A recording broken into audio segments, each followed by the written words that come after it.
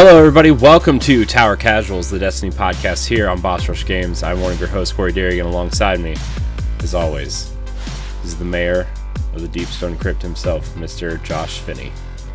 Hey, Corey. Hi, Josh.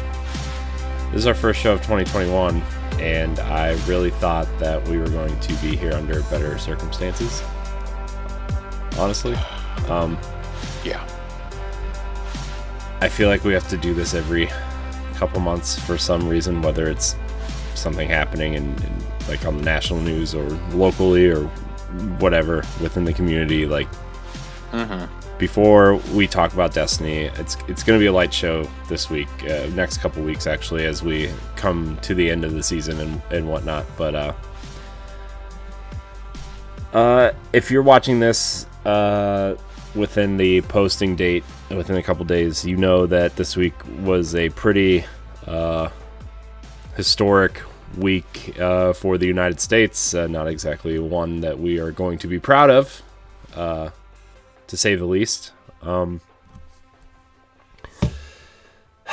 have a lot of thoughts on this, and Josh, you and I talked off air a lot about this, and it's driving me nuts. And like,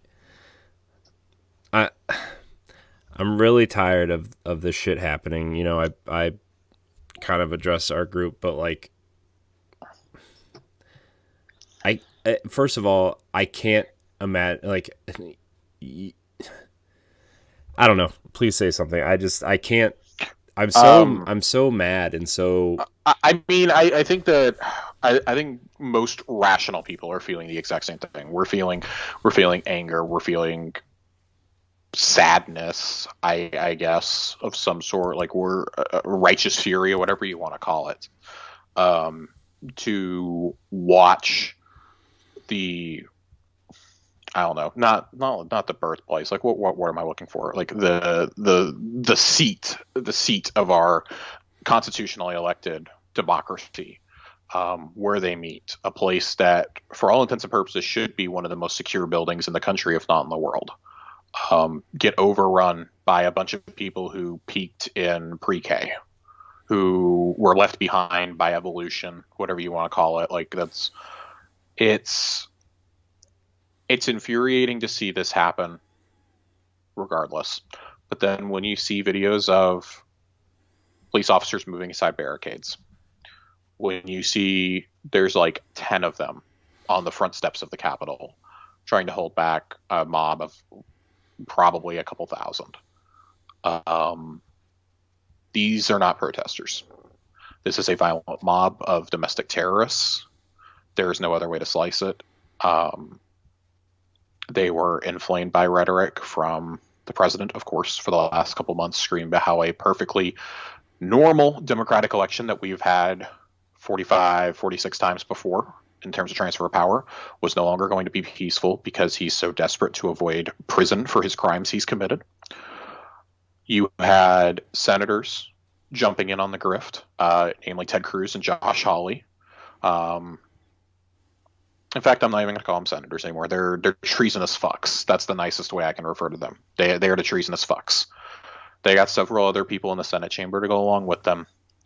And then after all this happens, after they storm the building, members of Congress have to be evacuated from the building, including the fucking vice president. Trump's own right-hand man has to be evacuated because Trump sicked his lackeys on them. Shots are fired inside the Capitol building, inside the Senate chamber, or the House. I don't remember which one it is, House or Senate. So one of the two. Shots are fired. They're having to wear gas masks because tear gas is being deployed in the hallways. We see the pictures and the videos and the images coming out of people in paramilitary gear, bulletproof vests, carrying weapons, carrying zip ties, erecting a noose in front of the Capitol.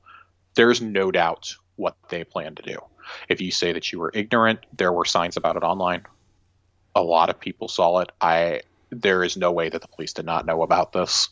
There's no way the FBI did not know about this. And then for the president to sit there and watch this and not send the National Guard in immediately to actively prevent the National Guard from going is such an inexcusable abuse of power.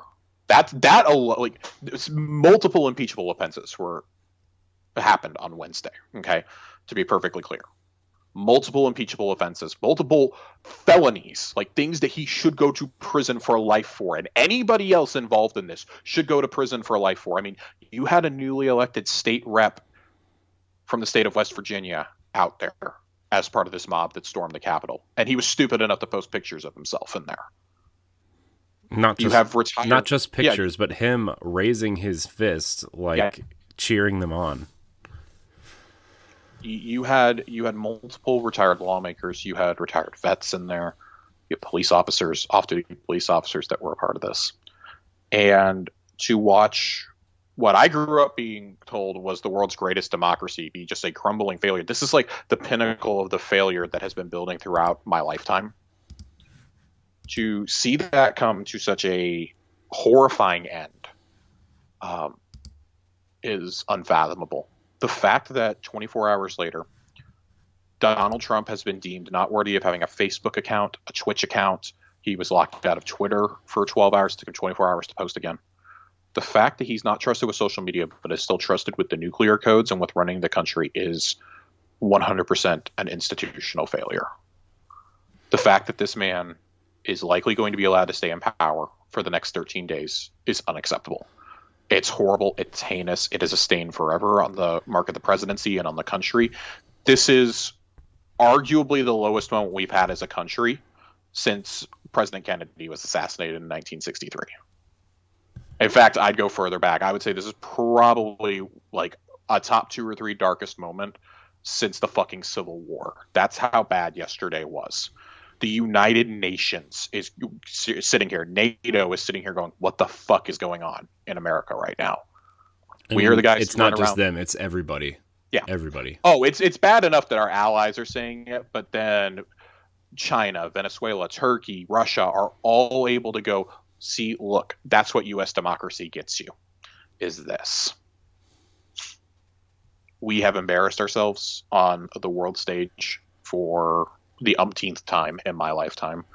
This is a stain on our reputation we will never, ever be able to outlive. Like, the rest of our lives will be spent trying to undo the damage of the last 4 years and all the decisions that got us to Donald fucking Trump being the president. Imagine being willing to put your life on the line for Donald fucking Trump, for a third-rate game show host to remain president. Imagine that for just a moment. Well, 3 people did. So it's we now know that 5 people have died. 3 of non-gunshot related things of natural causes that were brought on. Believe at least one of them we know was a heart attack. A police officer has died from Capitol Police, and one of the terrorists. We're not calling them protesters; they're fucking terrorists. And I just want to say to anybody who says this is not who we are as a country, we're better than this. We showed yesterday we are not better than this. We aren't. That's just a stone cold lie. We're not. What you mean to say is we should be and can be better than this. But I wanna quote something that I hate it when one of the worst people that you know, who undoubtedly helped lead you to this moment from the media, is now one of the ones who's like a crusader against Trump. And I'm like, yeah, sure, it's great for us to find a spine at some point. But Joe Scarborough made a point on MSNBC this morning, screaming, fucking screaming. Yeah, saying, I retweeted the video. Yeah, imagine if this had been Black Lives Matter, there would have been fucking tanks going down the road. If they were Muslims, they would have been getting fucking. And his exact words on national television were, "They would have been fucking sniped." Mm-hmm.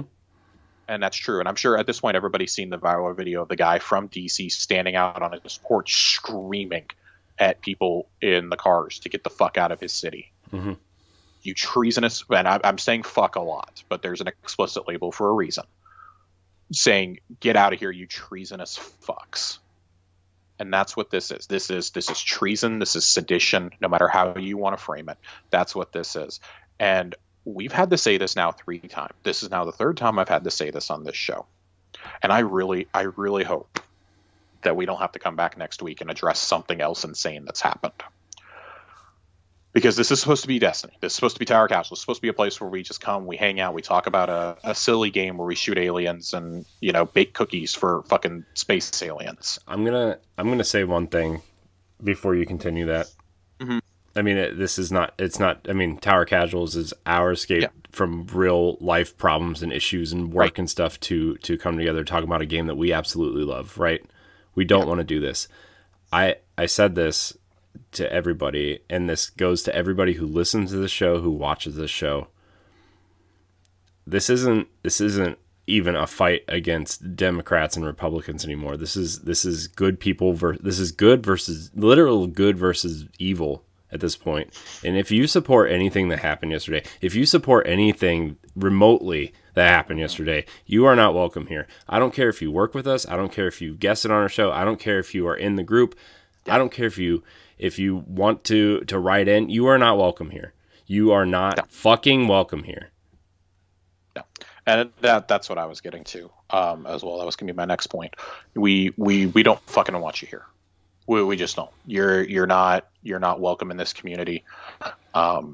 This is asking you to respect basic institutional constitutional norms and to respect other people. Like that's been our thing since the beginning. Is that we're going to respect each other. We're going to treat each other with respect. We're going to be better. And sometimes being better means drawing a line in the sand and saying you cannot be a part of this community if you support the bigotry, the racism, the fascism of the current Republican Party. You just can't. You fucking can't. And I don't want to hear the excuse of, well, not everyone who voted for him is like that. No, he told us back in October, he told people specifically the ones who led the siege of our capital on Wednesday to stand by and be ready. And guess what? They fucking listened. And you know what? It was publicized everywhere what he said. It was put into context what he meant. And 74 million citizens still decided this motherfucker deserved a second term. You lost. Learn how to fucking count. It's over. The election was not stolen from you. You have been lied to. If you are listening to this and you somehow believe this nutcase, you were lied to. You were absolutely lied to. Okay? We're not going to stay in our lane. We're not going to stay just in video games. This is about the soul of our nation. This is about the future. I would personally like this to be a place where I want my kids to grow up at, and right now I don't feel like it is. In fact, I don't even feel that. I know it's not. Mm-hmm. This is not the future I want my children to inherit. It's just not. We are at such... We said this over the summer. We are at such a critical moment in history, in time. For once, I'd like to get through a year without having a history or world-altering event happening in my backyard. Because you can only take so much of this. But when I say things like that, I think about our brothers and sisters who are oppressed all the time, who are systematically torn down. And it's pretty bad when we have to sit here and go, they got to stroll out of there scot-free and not be arrested. And so many of them will never face charges for what they did or even be arraigned in court, simply because of the color of their skin and who they supported for president. I'm really tired. We have a lot of friends who are not white. Right? To put it mildly, yes. I am really tired of, like, and not in like a bad way, but I'm really tired. I mean, it is a bad way. It's a terrible way. I'm really tired of, like, texting Ed, like, if he's working, I'm like, dude, be safe, right? I'm really tired of texting, you know, or telling LeBron to be safe. I'm sure you're really tired of telling Ray to be safe. Yeah. I'm really tired of it, guys. And you and I will never have to know that pain because, unfortunately, that's our skin tone dictates what safety is apparently in this country, and it is terrible. And I'm really tired of it, you know. And I can't even imagine how they feel about it, you know, because they're living it, they're going through it. I can't imagine, and I can't imagine the horrors that they live through just by walking down the street or going out to get the mail, and just by existing. They walk down their driveway to get the mail, and they see a cop drive by, and they don't know if they're going to make it back up their driveway. I don't understand. I don't get it. That's why when I say that I'm fucking sick of it, I try to take a step back and say, I imagine how sick of it that I am. And then I remember my friends and our colleagues and everybody else that we see and how they've endured this their entire lives. And no, the fight is not over. The fight is, just because Joe Biden was elected president does not mean this fight is over. Yesterday showed us that. This is going to be something we will be reckoning with for years, if not decades to come. We have a responsibility and a moral obligation for everybody to have these same rights, privileges, and freedoms that we are so fortunate to enjoy simply because of the color of our skin, or our religion, or our sex, or our gender. Like, you can't put justice for all in the Pledge of Allegiance if you don't fucking mean it. And those are words I've been fixated on so much for, God, probably about 8-9 months now. And I don't understand. I don't understand. You bring that up because I literally just tweeted that out. Oh, I didn't see that. Yeah, I think it was last night before I went to bed. Gotcha. I just, those words have been on my mind a lot, particularly the last 4 years, or over the last 4 years, but especially since the senseless killings over the summer. And I look at how differently people who were chanting in the street peacefully were treated, as opposed to armed insurgents, terrorists, and treasonous who stormed our nation's capital. Like, set aside for a second that all of that happens, the national security implications, the fact that we're finding out that, like, Capitol Police just didn't respond. They were offered backup from the National Guard. Maryland tried to send in a National Guard and were prevented. I don't know how some people in this world can be so cold, callous, and cruel. We saw that cruelty on full display yesterday.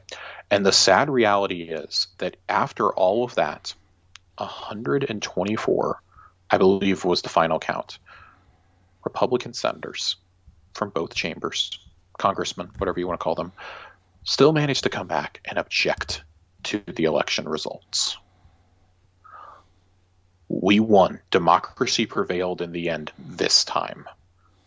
I'm not so sure it will next time, which is why we have to fight like hell, guys. We have to fight like hell for the future. Not just, for our kids and our grandkids and everything, but for our neighbors, for the present day.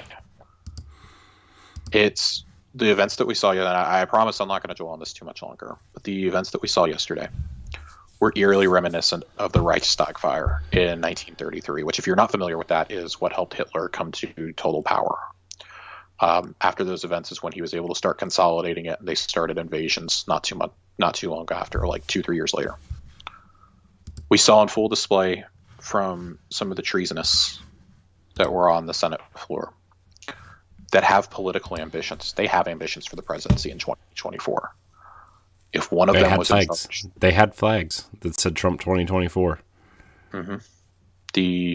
I'm talking about the duly elected constitutional leaders. Yeah. I'm talking about members of the Senate who have political ambitions, who think that they're going to inherit Trump's coalition and have sold their souls already to attempt it. They will not be as bumbling as he was. The people around them will not be as bumbling, I guarantee you. Which is why if we don't fight right now, Joe Biden may have won the presidency. The Democrats may have triumphed in Georgia this time, and we have an exact 50-50 split in the Senate. We cannot get complacent.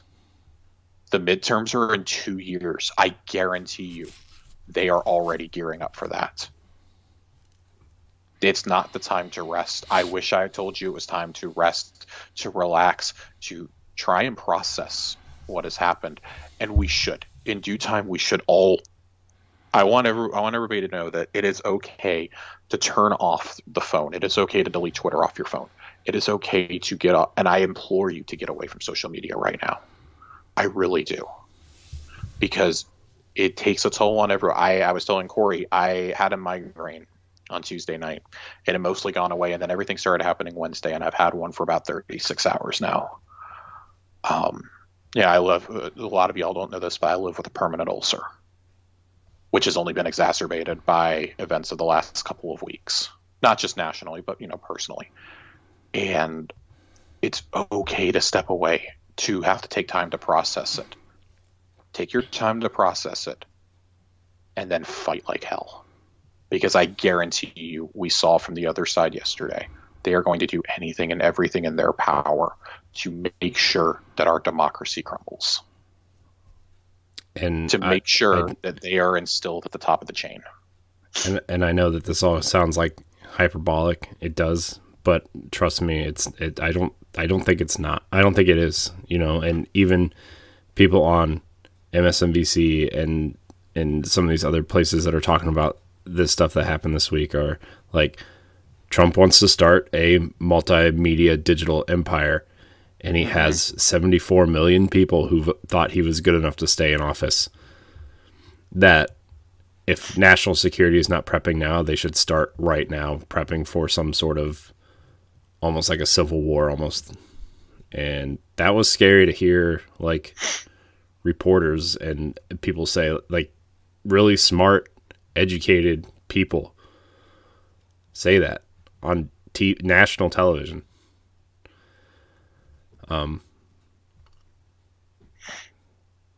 Yeah, I don't really know what else to say. I'm really angry. I'm really sad. I'm embarrassed. I feel a lot of things, I do. I feel a lot of things. I want to be clear. When I say that we're furious, the reason why I'm able to sit here and say that with a straight face right now, without a lot of emotion in my face, if you're watching the video, or why it sounds, just real calm in my voice right now, is because I've spent most of the last 36 hours yelling and screaming about this. Mm-hmm. I've done a lot of crying. I've done a lot of yelling. I've done a lot of screaming over the last 36 hours. I simply don't have it in me anymore. This is what so many of us were afraid of back when he decided to run in 2016. I didn't understand it when he announced in 2015.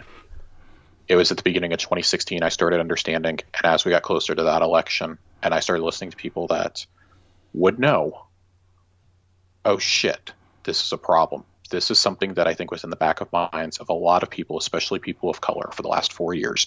It's going, we know he is capable of doing this. He will do this if given the opportunity. He will do anything he has to stay in power. And we saw him attempt that yesterday. I am terrified for the next 13 days. I no longer am sure if goodness will win out the day. But I know that I'm going to fight like hell for it. And that, this is a place of inclusivity. And, just as a final note, I want to reiterate again, if you've somehow made it through all this and you still support this treasonous, seditious piece of shit, you're not welcome here. You're not. I will gladly lose your number, your follow numbers. I will gladly let things dip down. Look, if it means that we foster a community where everybody is welcome.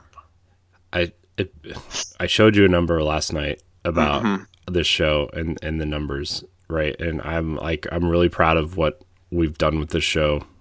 Mm-hmm. But I would gladly do it for 1% of this. I would do it for 0. Yeah. I mean, my point is, like, I would do it without you if you support this.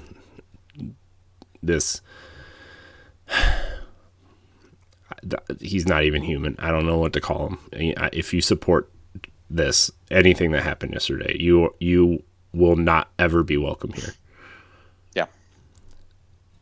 We support our friends. We support our peers who believe in good and do good. And if you don't support that, that's been the saying since day zero is be If you haven't picked up better. on it by we don't Be want better. Yeah. Yeah. So better. It's right there in the tagline. So let me catch my breath. I Josh, really hope that we don't have to come back and have this conversation again next week. I hope with we you don't guys. ever have to have this conversation again, ever. Yeah. Or a I know- conversation like this. I know we probably will because this is the Yep. world we live in. But I don't ever want to have this conversation. I am tired of this conversation. And for our last note, this does go back to what Corey and I said over the summer when we addressed what's happening with Black Lives Matter, when we addressed the election in November, that we feel like we have a moral obligation to have this conversation with you, our viewers. And that since we have the platform, we have a responsibility to speak up for those who can't. It would be an abdication of responsibility to not do that. This is a conversation you're probably going to hear on a lot more shows this week. And I think it's important that we have this conversation because for a lot, I keep seeing shock on my Twitter and Facebook feeds, and I understand not as many people are tapped into the news cycle or into social media as some of us are. Yesterday was a very jarring realization for some people, including people in my own family, who thought that I was being hyperbolic these last couple of years. And now they're understanding, like, literally I had one of them text me and go, this is what you've been worried about. Yes, this was literally one of like my worst fears come to life. So, but Corey, do you have anything else to add before we get to actual? Yes, Destiny? I just want to say one thing, and then we for can it, talk go for it. about You're good. Destiny. You're good. I promise, guys. We are going to talk about Destiny, but Black lives always matter. Women's voices matter.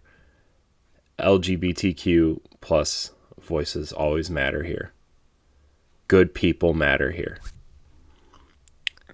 If you do not support any of that, I do not want you here. Josh does not want you here. And I'm pretty sure I can speak to anybody else in Boss Rush. We do not want you here.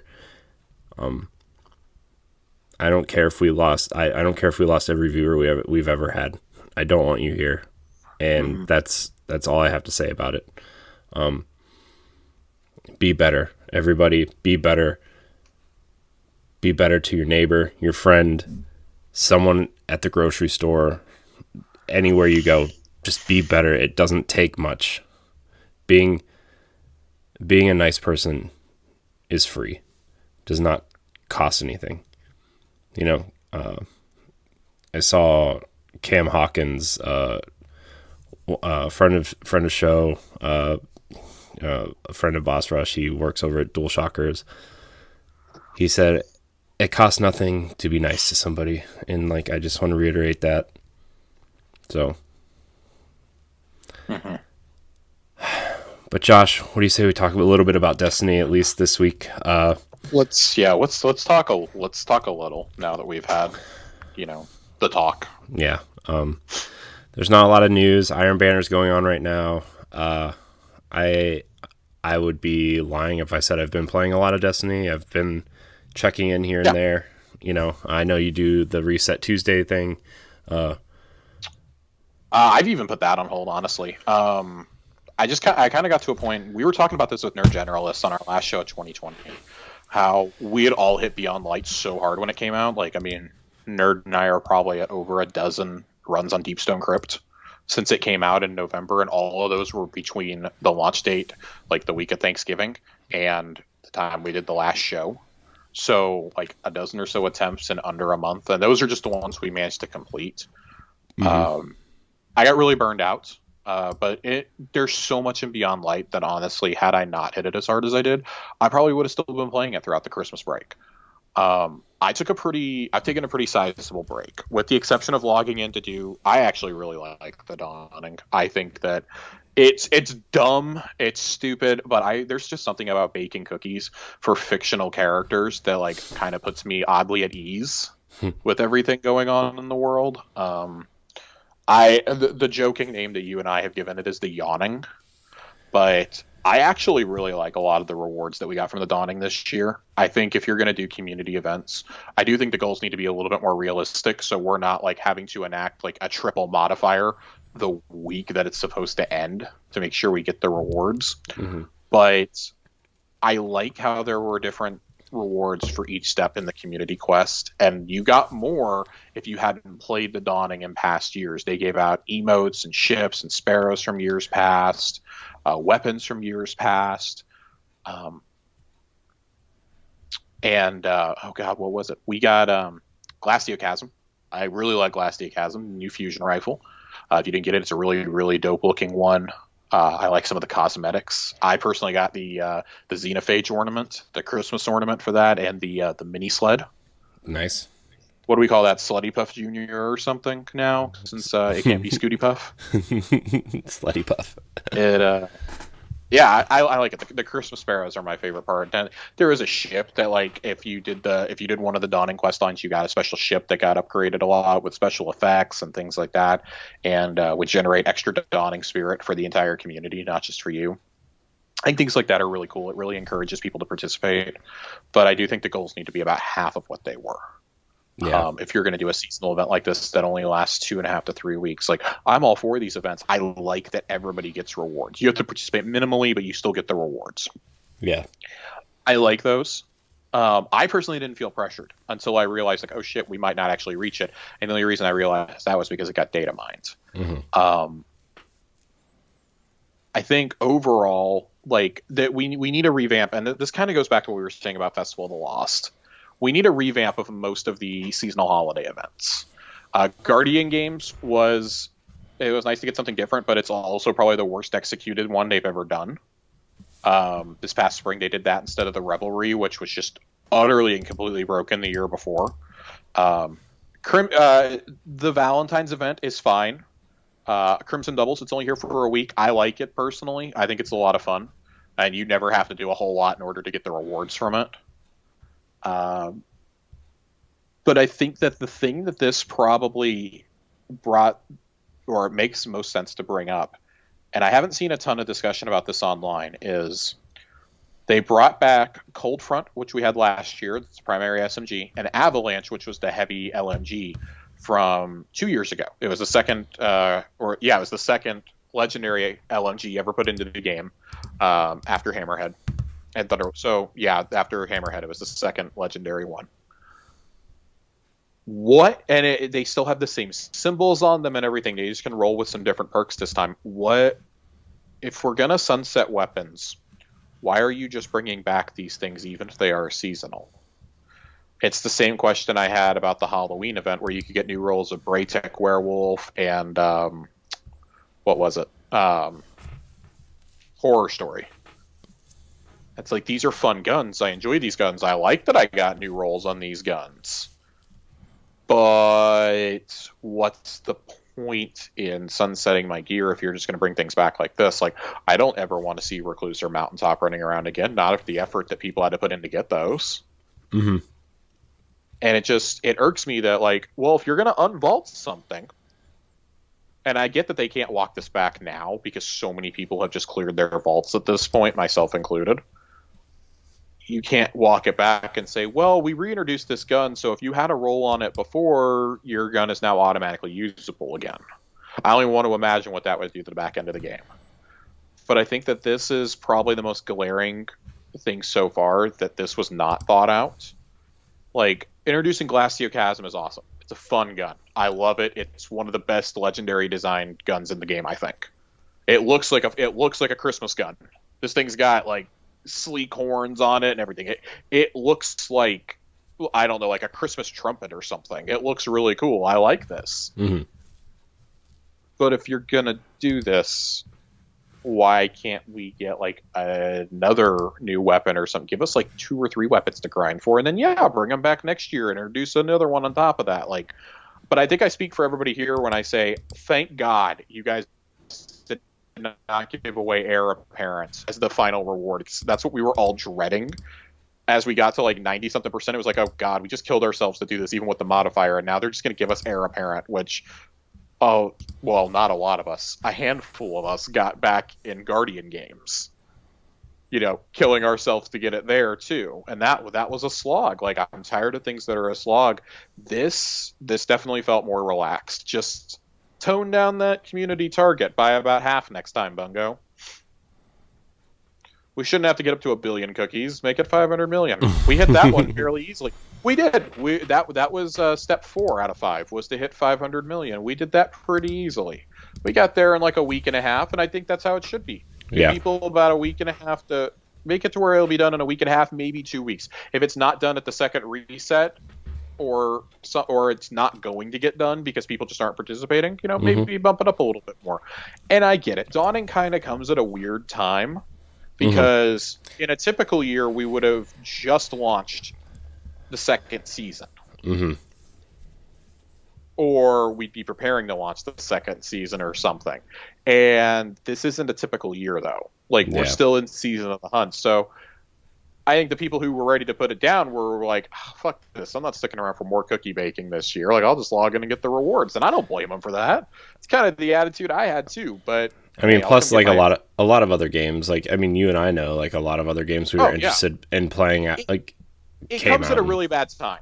And that's not like, it's not their fault that Christmas decides to be when everybody releases games, right? Right. But like, I've largely put it on hold for the last month because I blew through Cyberpunk, and then I have been living in medieval England. So I've been playing a lot of Assassin's Creed Valhalla. I'm getting ready to start Greedfall. Like, I've been enjoying my time away from Destiny, but it makes it that much more special when I come back and I do stuff. Like, when I'm hanging out with my friends, or even I'm just doing some of the quest lines that have been around this season. Like, I keep seeing people say, like, oh, this season's lackluster, it's bad. Guys, there's never been a good season that has launched with the game, ever. Ever. I mean, for God's sake, Season of the Outlaw, which was technically Season 4, didn't even have anything that wasn't Forsaken related. Right. Last year, we had Season of the Undying. Y'all didn't like that either. That at least had a 6-person match-made activity. And then you're like, no, we want solo activity. So then they give us Wrathborns, and y'all don't like that either. Like, make up your minds. Right. Make up your minds. Like, I like the gear customization. I agree there needs to be a much bigger loot pool for it, but... come on, man. Like, y'all are just picking things to complain about at this point. Yeah. Y'all are nitpicking. I had to stop following a lot of Destiny things on Twitter, too. Like, I mean, that I feel like that's been, like, my big thing this year is, like, unfollowing people on Twitter. I think in the last, 2 months, I've unfollowed something like 400 people.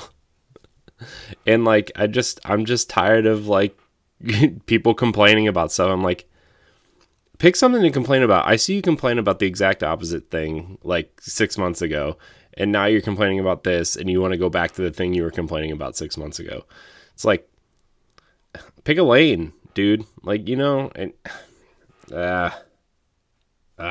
what I want, Josh? You know what I want? What do you want? What do you want, Corey? I want Prison of Elders to come back. Okay? That's what I want. A nice, simple... match-made activity, and if there's a harder one that you can do with friends that you can go in and get cool stuff and just fuck shit up. Psylocke the Defiled. And make sure Varix is announcing it. Man, I am really... I don't know, I'm really curious to see where we go in 2021. But I did like the Dawning and this season. I mean, we'll talk about the season a little bit more, I guess now. Corey, have you done the High Celibate mission yet? I have not. I'm actually working on the Hawkmoon mission. Got you. Okay. But I do want to do that before the season ends because I'm assuming it goes away when the new season starts. So seasonal content is supposed to be sticking around for the full year now. Yeah, but does that mean missions, or does that just mean that like I think the hunts will be around for a year? I think it means all of it. But I'm not willing to test that theory the first time around. Mm-hmm. So, and Damage was kind of teasing on Twitter. He says because people thought that they had the seasonal title done, and there's still 2 triumphs left that haven't been put on, at least 2 that haven't been put in there for the total. And he says those are going to come in the coming weeks. So it looks like we're going to have some end of season activities as well. I kind of like this. They've really left us in the dark of what's happening in 2021 so far. Like, we literally were just told what was going to happen the first couple of weeks, and then after that, it just kind of took off. Like, I like that. Hawkmoon kind of came out of nowhere and surprised us. And I really like the Hawkmoon quest. I was not expecting the High Sullivan quest this soon. I was expecting that like the week before. The ship you can get from it is dope. Is it? I like that ship a lot. Yeah, so it's supposed to be a rare reward, and they didn't tell anybody, so it's listed in the game as a reward, and when we didn't get it at the end, we're like, what the fuck? Where is it? And you can only do the mission once per week on each character because it's a powerful drop that you're supposed to get. So, is it great? So, but there are ways to cheese it. I really like the High Sullivan quest because it gave us something to do in the Dreaming City that was story related. And I really, really, really liked going back there. I don't care if it was a repurposed Ascendant challenge. Like, it was still really cool. Like, the storyline, it's, you and Crow chasing this thing. He's in the Ascendant plane and you're in the real world. And then when one of you goes in, the other one comes out because you're trying to trap this thing. And it's That's cool. Really, really, really cool mission. And you end up trapping him in the Ascendant plane, and it sounds like Crow almost betrays you. And you're like, what the fuck? Like, Ghost is like, he just left us here? What? And then, when you beat the Sullivan, Crow opens the portal for you to get out. And he's like, nah, I got you. I wasn't leaving you. I was over here waiting for it to teleport out so I could kill it. Like, that's great. I love story building like that. Like, the lore has been so on point this season. Yeah, it's been great. And then there is more. Like, I won't spoil it. There are some cutscenes to happen after that. After you beat the Sullivan for the first time, there are a couple of cutscenes you'll have with Crow, which I think really further develops him. And I'm very excited to see where they take this story thread, whether we pick it up next season or in a couple seasons or whatever. It was really cool, though. I want more missions like this, and like the Nokris one that we got at the end of Season of Arrivals. Like, hell, even like, the Fellwinter's Lie quest, when you went into the bunker on the moon, the Saint 14 missions. Like, we've gotten so many unique things, despite like the up and down year we had in 2020 with the game. We've gotten so many unique, kind of towards end of season missions that are truly unique, that I really wish everyone could just experience at some point, and I wish they didn't go away, because I think it does so much to build the world, especially when you can see how everything gets connected. If you're just doing it kind of disjointedly, you're like, oh, well, that was whatever. But I like repurposing content we haven't used in like 2 years. Mm-hmm. That's what everybody was calling for. Y'all wanted it with Black Armory, which I still agree with, but it's like, damn, y'all wanted it with Black Armory and the Menagerie, but you're going to throw a bitching fit because we reused part of the Dreaming City. Like, I got real bad news for you guys. We're probably going to spend a lot of time in the Dreaming City this year and in Witch Queen. Right. So, y'all might want to get used to it. Strap in. We're going. Yeah. We're going where no Thrall has gone before. Can I ask for one thing in the Dreaming City, though? Another fast travel point would be just... Yeah, honestly, that's why I try to avoid the Dreaming City at all costs. Like, I get that Petra revolves around, and I really like it, but it's really only convenient to go there. It was only ever convenient to do her bounties when she was right at the spawn point. Yeah. This is something that we've been asking for a long time, and I can't believe that they repeated the exact same mistake with Europa. Mm-hmm. What, two fast travel points is awful. They're literally like right next to each other. Yeah. Yeah. Like, we need one at the top of the... Need to be there. We need one at the north of the map. Like, we need one... You have to have one at Reese Reborn. You just have to. At least in Eventide, you have to have one. Mm-hmm. It's unconscionable not to at this point. Have they ever added fast travel points to any of the maps? I don't think they have. Right? Like, I don't think they have either.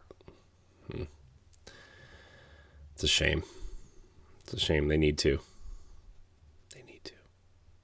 Yeah. I don't know. I like the high syllable mission. I don't know. I like being able to earn cosmetics from this kind of stuff too. Like we saw in the Dawning, you could, like we said, when you got the presents, there were emotes and ships and sparrows from years past. And I mean, like, yeah, it was all like legendary or rare stuff that had been sold or given away like a couple years ago. But I still think like this goes back to what I was asking for over the summer. Like, give some of that shit away that you're never going to sell again. Right. Like once it's been in the store for like a year or two, give it for an event. Just start giving it away after that. Like the Twitch Prime bundle right now gives you one of the Christmas ornaments for Hardlight, which to my knowledge has only ever been sold for silver. Yeah, it's cool. Hell looking. Yeah, give me that. I like it. I don't use Hardlight as much anymore, but that was always one of the ones I was like, I can't believe I didn't get this. Yeah. You get that. You get a Christmas sparrow, and I think a Christmas ship too. And you get all sorts of shit. They actually give you Hardlight too. And they give you Hardlight, yeah, because it's the exotic bundle. Yeah, I really, really, really like seeing things like what they did with the Dawning rewards this year.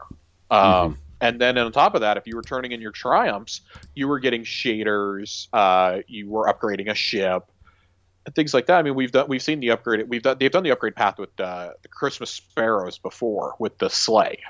They did that 2 years ago, and it was a huge success. And then when they didn't do it last year, I was like, well, what the hell, guys? Come on. Like, we all really enjoyed that. Like, that gets me to come play this instead of putting it off to the side. This is my favorite seasonal event that's not, Solstice. Mm-hmm. And I think that's something that they've really nailed with this, with Solstice, and not nearly as much in Festival of the Cost. But giving away cosmetics for free and not putting them in Eververse, even for Bright Dust. They're just giving them away to you for finishing these triumphs. Like, it makes me want to go chase them. I would not have played as much Guardian games as I did without being able to get Heir Apparent. That's the only reason I killed myself in Guardian games, was to get that gun.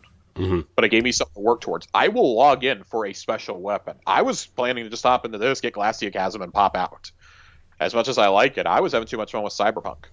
And then I was earning stuff, and it's like, cool, I really like some of these shaders. I really like the Dawning presents. I think this is cool. Like, sure, I got an Ascendant Shard and some Prisms out of it. Got plenty of enhancement cores from those presents. Got some awesome rolls on Avalanche and Cold Front. Awesome. Like, Cold Front feels night and day different now with the 60 frames. I actually like running SMGs again. Like, it's so stable for a primary SMG. Like, cool. Do more things like this, though. Like, these are the kind of things we want, just with more realistic goals. Right. Oh, man. Just, I like where they're going. I just think it needs a little bit more refined. Mm-hmm. In some ways, I don't know what that means. I don't know what that looks like, but I like where they're going, and I hope we see more of this, going forward. But like you said, like, I think some of this stuff should just be in the engrams, the you know what I mean? Like, when you go to Eververse, right? Like, they some of this stuff, I would say even after 6 months, after like 2 seasons, it should be there. But yeah, no, I fully agree. And I think once it's been up for silver or something, for a year, or like it was only sold for silver, the next time it comes back, it should be for Bright Dust, and it should be permanently in the archive. Yeah. Like, I have no hell, even sell it for silver at like a third of the price or something. Like, you paid the price of wanting it right away. Now everybody else can get it at a discounted price. I don't know. This is why I don't work in business. Yeah. I'd be like, just give everything away. Just give it all away. Give it away. And then in 6 months, you'll wonder why your studio is closing. I know, right? But I mean, for like the 6th or 7th most successful game overall on Steam for an entire year in terms of revenue, I think you can afford it. Yeah. No, I 100% agree. So, yeah. So, I don't know. I'm kind of ready for this new season. I'm kind of over the Wrathborn hunts, and I don't mind the Wrathborn hunts. I don't mind them. I just, like, I'm ready for something new. Yeah. I'm ready to actually be able to focus on on like a full season again. Mm-hmm. Like, because Season of the Hunt very much feels like something that, like, even when you get to the end of it, it's like, oh, well, this feels like it was kind of half baked. Mm-hmm. And that's like we said, it came out in the middle of one of the biggest expansions the game's ever done. But I still don't think that should be an excuse. And we'll do a full Season of the Hunt breakdown here in a couple weeks as we get towards the end. Mm-hmm. I'm like on my hands and knees thanking God and thanking the Traveler that this was actually a really small season that I have had to pay barely no attention to, because I played so much Beyond Light for about the first 6 weeks that I just needed a mental break from it. Then I played some Iron Banner yesterday and today, and I'm like, yeah, I'm ready to start getting back into this. I'm ready to put this back in my rotation. Yeah. And that's just what you have to do with this game. It's simply...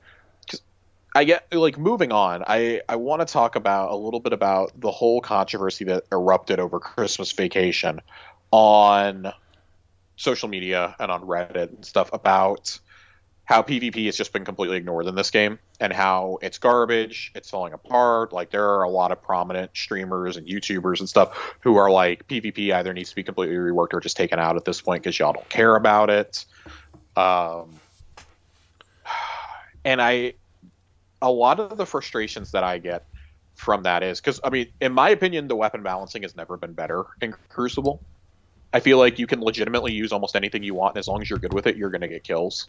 Mm-hmm. Obviously, hand cannons will always dominate, but you can do real good with an auto rifle. You can do good with a pulse. You can do good with a scout. Like, you can do good with just about anything. As long as you are skilled with it and you're a decent player, you can do good with just about anything. And I mean, even newbies, like, throw on, if you're having problems, you're down to hand cannons, throw on Crimson, throw on Thorn, go get the hand cannon from the raid, get the Iron Banner hand cannon. Like, there are tons of options for go get a good True Prophecy. Like, there are tons of options out there for you. Like, if you want to run the hand cannon one, it doesn't feel like there's anything that's like an actual meta for the first time in a long time in PvP. And I love that. Yeah. Like, we talk about a Crucible refresh, like, well, at least when I talk about it, I mean, we need some new maps, because we really do. I want some new modes. Like, I hate that they took modes out of this. I used to look forward to seeing what was going to be in the rotating playlist, because I often played that a lot more than I did Control. Like, I didn't do Classic Mix or anything like that, or Rotating Mix, but it was like, okay, if it's Clash this week, okay, we're just going to go play Control. Like, Mayhem's up. I know I'll go hang out in Mayhem and nobody else will with me in my group. But hey, Showdown is on, Countdown is on, Momentum Control. Like, hey, those are the ones that we're playing. Yeah. Breakthrough, like, we're going to go play all those. We got real used to those. And it's like, I also see the complaints about Stasis. And I understand how frustrating it can be with Stasis. Especially in high-end content like Iron Banner. And I haven't even attempted Trials since Stasis came in, and frankly, Stasis will probably keep me from playing Trials at this point. Mm-hmm. I just have no desire to torture myself with that. Yeah, it's I mean, Stasis is everywhere, and I get, like, they wanted this super new, powerful, super, but like it's a little bit broken in PvP. I would say it's what it is. I'd say it's pretty broken in PvP. I mean, I feel better when I use it, and I suck at PvP, right? Like, I use it because it works for me, just like it's working for everybody else, right? Like, I feel like, I don't know. I don't even know what a rework would even look like, I don't even know. I don't know. Like you said, although I would like to see the new maps. We don't have any maps on Europa at all. We don't have any maps on Europa or on the moon that are specifically just for Destiny 2. The only moon maps we have are from D1. Right. So, like, where are those at? I don't know. What was that one really big map at the very beginning of Destiny 1 with the vehicles on it, and then they took it out, like, 3 weeks later? Yeah. So we had a couple of those for Combined Arms. We had one on Mars, and we had one on Earth, I think, and we had one on the moon. Mm-hmm. The one on the moon got turned into the first campaign level of Shadowkeep. Yeah. Yeah, I remember that. Yeah, I would really, really, really love that. Again, like we've said this so many times, it's inexcusable that there's no Moon or Europa maps for either the Crucible or for Gambit at this point, especially when you took things out. God, yeah, Gambit's the other one, dude. Like, I'm tired of playing the same two maps. Like, I haven't touched Gambit since like week 3. Once I hit the soft cap, once I hit the hard cap, not the pinnacle. Once I hit the hard cap at 1250, I was like, nope, I'm done. Next season, I have no intention of touching Gambit unless it's got no rework. Like, I enjoyed when I played Gambit not that long ago, but I was really only playing Gambit as much as I did for the weekly bounties to get my Bright Dust up. I mean, that's really the only reason why I play is for the bounties. I'm at 62,000 Bright Dust. I don't think I need to be grinding out Gambit every week anymore. I don't know. I think you need half it. I think you need a little bit more, Josh. I think you need a little bit more Bright Dust. Bright Dust. Now that it's easier to do so, and I didn't have to go through the stupid new light quests again, I play Crucible on all 3 characters now instead of going and doing Gambit. I think they should just turn Shahan into Bright Dust and give it to you. Dude, if they did that, just give me 100K to take him out of my game. That'd be fantastic. I would pay Bright Dust for him to stop giving me the new light dialogue during the Omnigul strike. Right. I didn't realize if you go do that, because they didn't tell us until after I'd already done it. Oh yeah, if you do this, you're gonna get the new light dialogue forever when you boot that up. Like, bitch, I killed Oryx, I have killed Crota, I have killed Atheon, I have done every raid in this series. I'm the mayor of the Deepstone Crypt, sir. You do not have to talk to me like I'm one of your little blueberry crumblers. Which was his cookie name, by the way. Blueberry Crumbles. Seriously? Yeah, seriously. It was fantastic. It was so spot on. I couldn't help but laugh. I hate Shahan. I've interacted with him so little, and I still hate him. He's awful. I actively avoid it. I avoid the Cosmodrome but since they're giving us the other half of the Cosmodrome in the next season, I guarantee you that a lot of the season's going to be set in the Cosmodrome with that son of a bitch. Yeah. Yeah. Oh no. Oh no. Season of the Furious. Ugh. Season of the Derp. Like, I just, oh my god, I can't get over how bad this is gonna be. Gosh, he looks like I'll bring this up every time we bring up Shahan, but he looks like a terrible, terrible human being cosplaying a Guardian. He really does. Like, my favorite comment was people tagging Aztecross and saying, "Is this you?" And I was like, "Oh no! Oh my gosh, that's so mean! Like, that's harassment right there." It's terrible. It's so bad. Oh, I can't stand him. He's the worst. I can't when I saw that we were delivering cookies to him and not the Exo Stranger, I was so mad. I was like, "You've got to be kidding me! We're giving cookies to him and not the stranger." Excuse me? Right. My favorite cookie to deliver, though, is to Ribbon. That's my favorite one. Even though you have to go put the code in and it takes like 5 minutes to do it. Yeah. It's still great. It's the worst. It is bad, but Corey, why don't you say we do a quick lore corner? Yes, let's do it. Show everybody what we're doing for lore corner. I'm very jealous because mine's coming tomorrow. For those of you who can't see, this is volume 3 of the Grimoire anthology. It finally shipped. It took forever. I ordered this sucker last year, like in the spring. It was supposed to come out in September, got pushed to October, got pushed to November, got pushed to December. And then they told me it was going to come in like 2 weeks. And suddenly today I get an email saying it's out for delivery.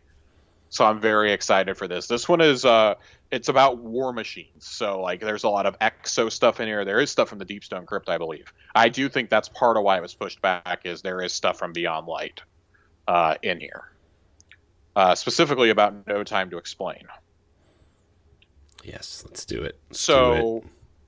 Today's lore corner is going to come from the chapter all about Cayde, and hey, we've got some wonderful artwork of Uldren to accompany that. Oh, it's for so anybody cool. watching.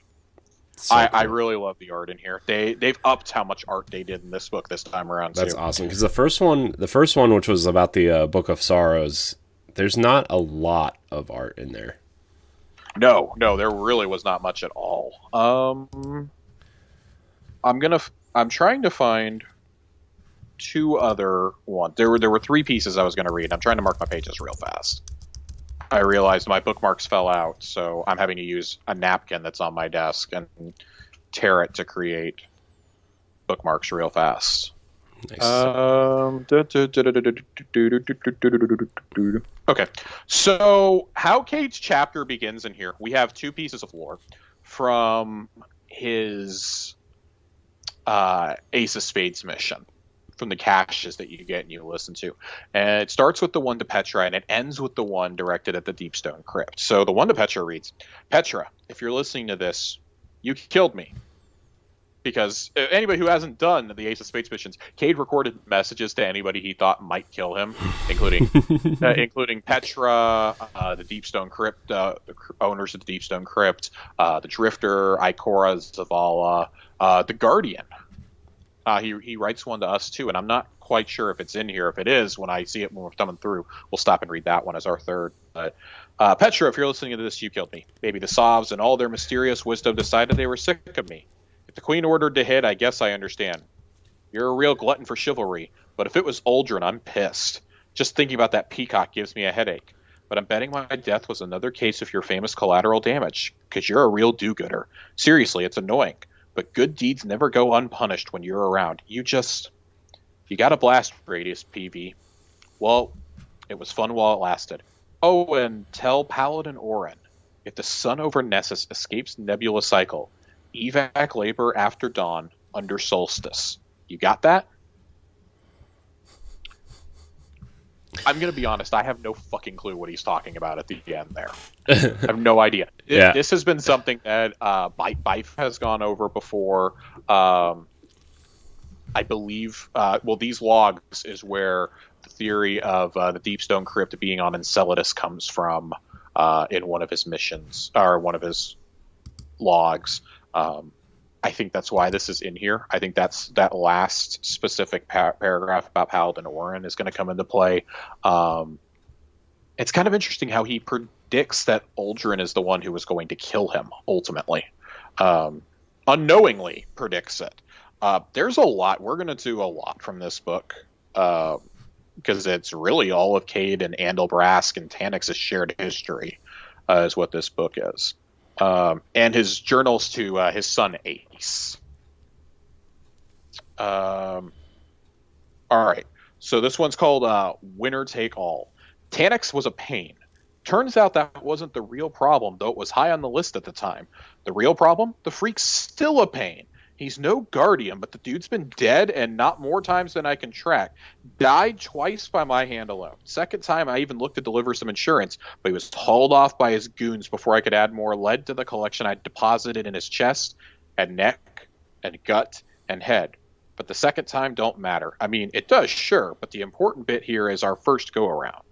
When Andal and I made our bet that wasn't a bet, but really a dare. The dare. We were eager and ready to track Tannix and hit him with some payback. I had the good luck of finding Tannix first.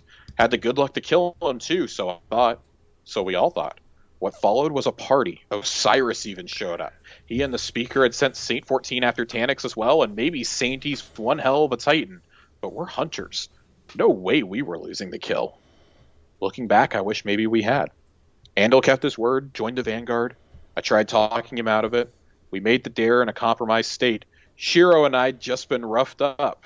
Neon was gone. Lush was broken. Emotions were high and liquid was flowing. Andal wasn't buying it. Neither was I. Not really. But the dare's the dare.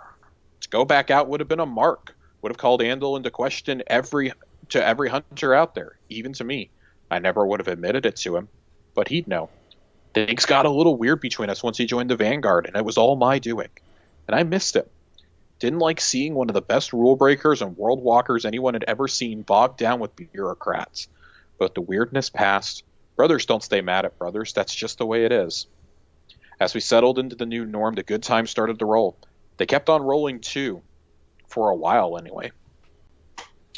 So we're reading this one because, given the events of this season and the implications at the end of the High Settlement mission, which, again, not going to spoil here, but there's some very meaningful dialogue with the Crow. And we've had some of it during the Hawkmoon quest and in our paragraphs of text that we get with him in some of the stuff that Bungie has released on Bungie.net this season and leading up to this season about Crow, all indications are that he's going to go to the tower real soon. And we know specifically Zavala tells Ana when Ana is in his office and goes, "Oh God, please don't tell me you're here to ask me to be the Vanguard." And Zavala says, "No, not unless you're secretly the one who killed Cayde." With Uldren Reborn as the Crow, when he shows up at the tower, like, he knows he did something in his past life. Mm-hmm.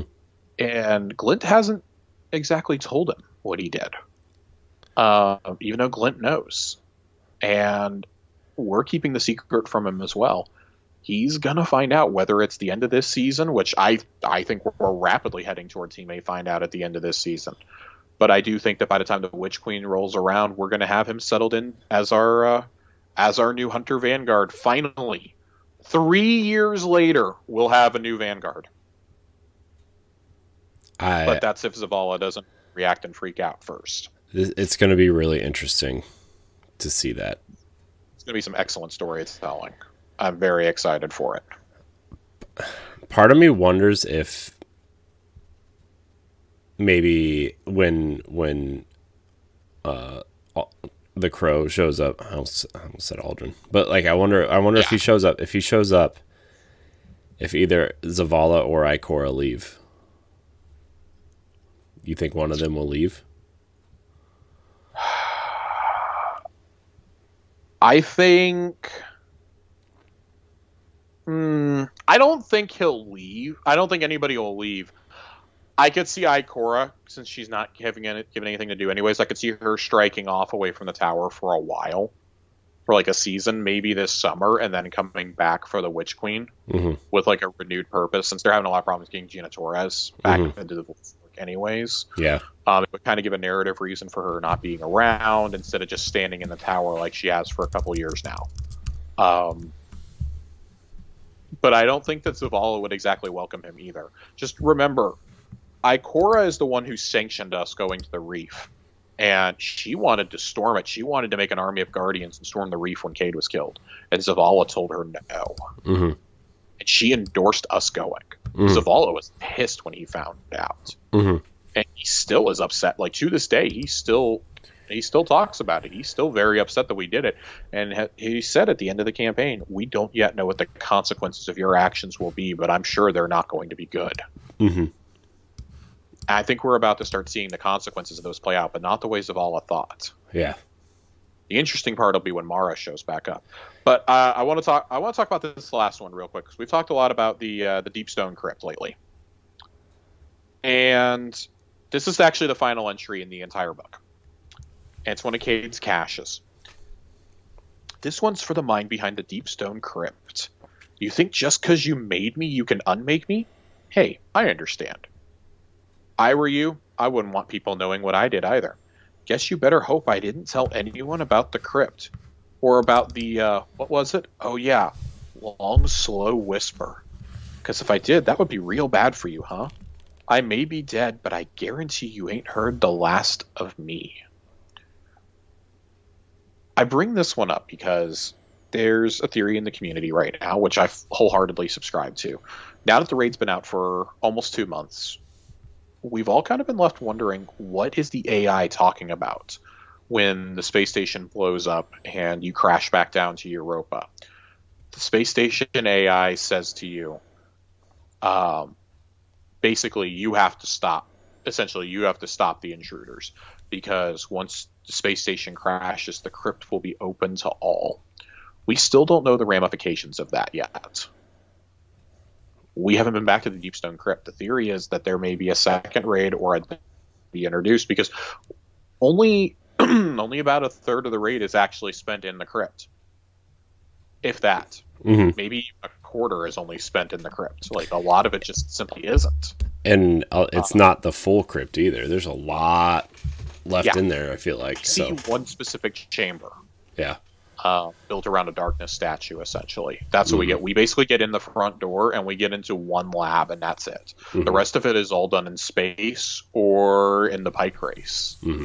So I definitely still think, I think this is an example of their evolving world storytelling, right? We're going to circle back to this. It may not be this season or next season, but I do suspect before the Witch Queen we're circling back around. I personally am of the opinion they're going to give us a dungeon there.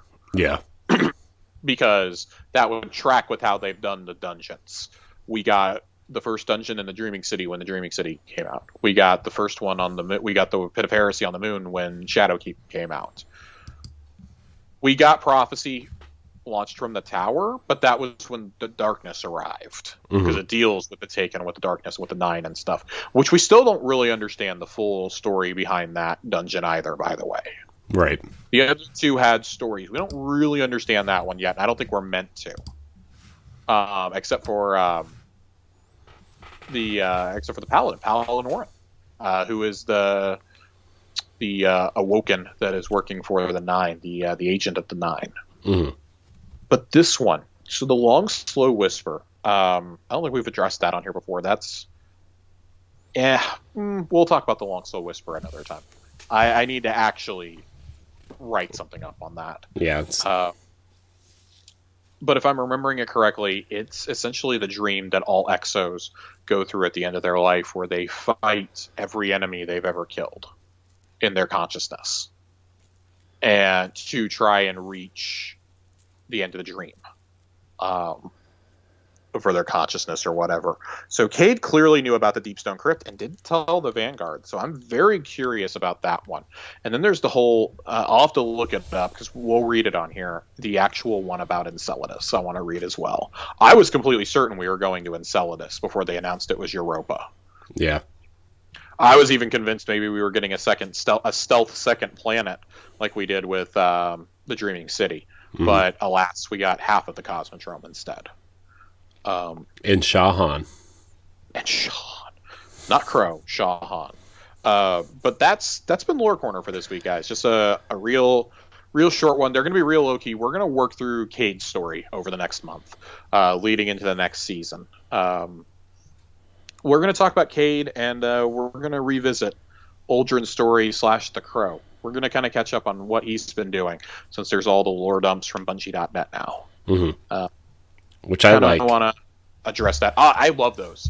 I love that they're long form prose. I wish they would print them in these books. Mm-hmm.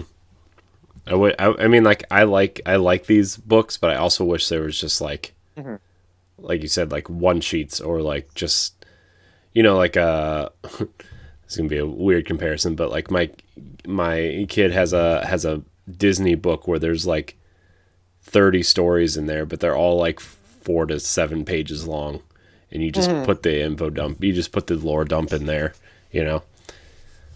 So, yeah, I can't wait though. I can't wait to talk about Cayde's story and kind of what the Crows went up to, and I think Cayde's story, especially given the last piece that we read tonight, is going to be coming back into the focus again.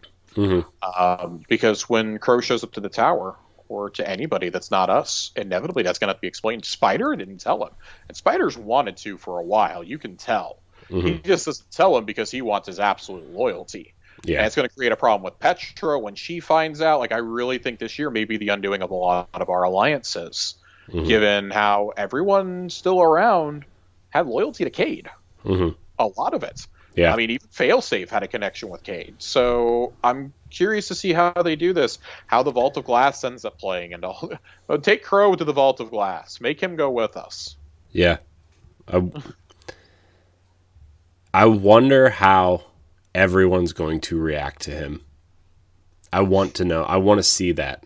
I want to see it play out. I don't want it in like a lore dump. I want to see the cutscene of him showing up at the tower for the first time, and like, that has to be, if that's not a cutscene, the riots that will ensue on Reddit. I want to see Ikora like charge him, getting ready to like just blast him with a Nova bomb or something, and Zavala like grabs her hand and pulls it back or something, and like, I want to see our Guardian defend him. Yeah. Show up to the tower, have my Guardian pull his guns out. Let him pull out Lament and see if you guys are still going to charge me. Right. I want to. Yeah. I'll go anime sword on Ikora and Zavala. I'll do it.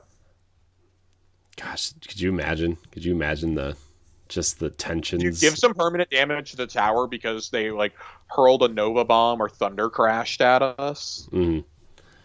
Oh, Like, I would love that so much. it'd be so cool. Oh, Well, we have to go back to the old tower because they completely destroyed this one. right. It's an excuse to unvault the old tower. Oh man. So The Nova Bomb was so powerful it unvaulted the Destiny 1 tower. and all the content. Uh, yeah, I'm excited to go over that. I'm excited for a new season to start. Is there anything else you want to discuss before we get out of here? I don't think so. It's been a pretty quiet time right now. The High Celibate mission is bugged. If you're listening to this, it'll still be bugged when you're listening to it. You can get an exotic ship from it, but you only have a chance at it. It's a rare reward, but it's a really cool looking ship. I'll be trying to grind at it. You can play it once per week on each character because it is a powerful reward you get from there. Mm-hmm. So and I'm a sucker for cosmetics. So let me see. I think there was one other thing. I believe we may have addressed this on a previous one. I don't like talking about leaks or about data mines, but I'm making an exception for this because it's the season title of the next season, and because I think it has a lot of relevance to what we just talked about, and what we will be talking about going forward with the Crow. Season of the Chosen. Yeah. Which I'm having horrible flashbacks to Season of the Worthy right now. Oh God, please don't. Yeah, I'm having really bad flashbacks. So basically what you're telling me is when the Crow arrives at the tower, he's just going to headbutt Zavala, like Saint 14 headbutted that Minotaur. Oh my God, I would love it so much. I think it's going to be, given that name, I do think it's going to, I think each season this year, frankly, is going to involve the Crow. Because I do think he's going to tie in pretty heavily to the Witch Queen. I think that's going to be Mara's grand return. Right. She'll have been away for 3 years at that point. It's high time for Mara Sov to come back. Yeah. And we know that she's been in contact with Osiris. Right. Over the course of this with Osiris, and she had been talking to Brother Vance, telling him, hey, don't fuck around with the darkness. Don't do it. And Vance still did it because he doesn't listen. So, and he's dead now because of it, strangled by himself. It's all right. We'll see. He's the Chosen. I'm very excited. Very excited. Maybe Rasputin will finally get into that old exo body we were hearing about. Yeah. Maybe season the Chosen, maybe he's chosen to be the next Vanguard. Like that also has a lot of ramifications. Oh my God. Do you know if you're gonna make Ultron the Vanguard, I need you to make a season called Season of the Dare. It's fair. And I need you to make it a Hunter exclusive season. A Hunter exclusive season. No, I want to see I'm sorry. We need this. We deserve this. Why is my Hunter not the Vanguard? I've killed like literal gods. I mean, to be fair, all of our guardians should be the Vanguard. We do all the work. It's true. Zavala just stands at his little ledge and looks over the city. And hey, listen, Lance Reddick was a trooper recording all the dialogue he did during this pandemic from his closet. I know. Lance Reddick is awesome. We should get him on here. Lance. Oh my God. He's Lance, a huge what's fan. your favorite kind of sandwich? Yeah. Oh my God, dude, that sandwich. He's going to say that roast beef and mac and cheese sandwich. You see that thing? Oh my gosh. I got high cholesterol just looking at that thing. Oh, but it looks so good, man. It looks so good. Oh, I should have the family friends that live in Florida. I should have them send me a few of them. I don't know how that would go because we just got our Hanukkah and Christmas cards and they sent them in November. So, oh my God. Yeah, dude, I'm getting bills showing up to my apartment that were mailed like 2 months ago, and they're like past due, and I'm like, I didn't know about this. Okay, that's news to me. I wonder how far past due it is now if it was then. Yeah, the license plate sticker on my car, it's like it expired in November. But I sent the mail in September, and I still haven't gotten the sticker for my license plate. Oh my God. So, yeah. Anyways, all right, Josh. Before we go, I have one question for you.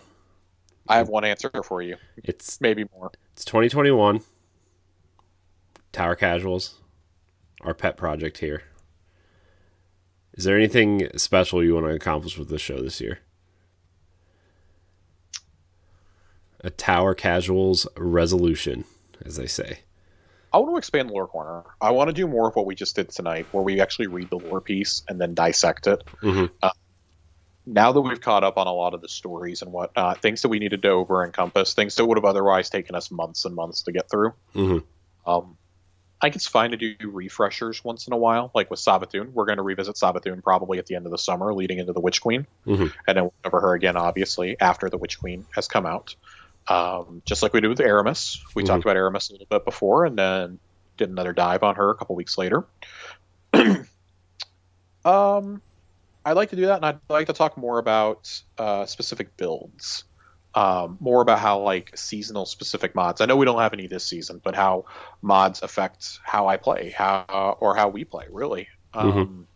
Like, for instance, I mean, I'd love to talk about the Deepstone Crypt ones. You know, I have all 4 of them, and I do frequently use them in my armor because it's crazy not to at this point. They do provide a genuine buff and a genuine benefit to you.